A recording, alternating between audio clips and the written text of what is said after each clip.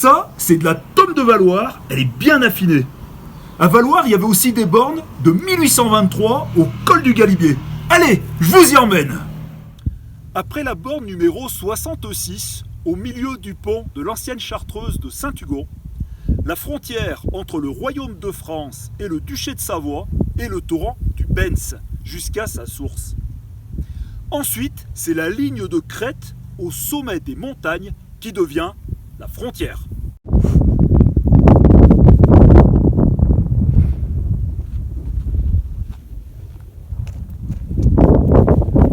On se trouve dans le secteur du col du Galibier. Secteur où se trouvaient 5 bornes de 1823. 2 bornes en pierre, 3 bornes en bois. On se trouve au niveau de la borne numéro 87 au col géographique du Galibier à 2593 mètres d'altitude.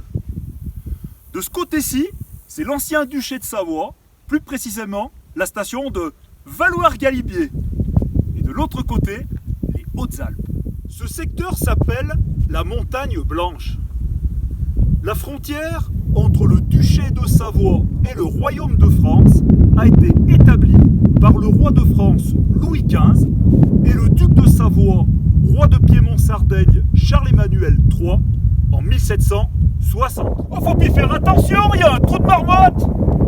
Après 1789, la frontière n'est plus respectée.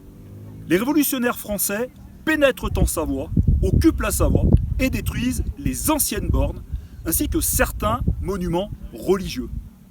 Notamment à Saint-Jean-de-Maurienne, une partie de l'ancien clocher est détruite ainsi qu'une partie de l'église en 1794. Il faut attendre la restauration du Royaume de France en 1815 pour que l'ancienne frontière de 1760 soit rétablie par le roi de France Louis XVIII.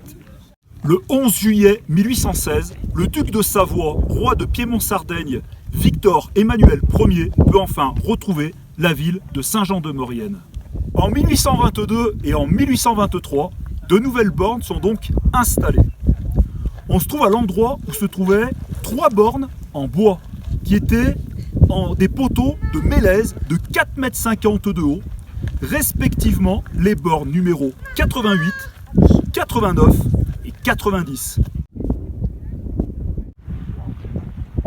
Voici la dernière borne du secteur du col du Galibier.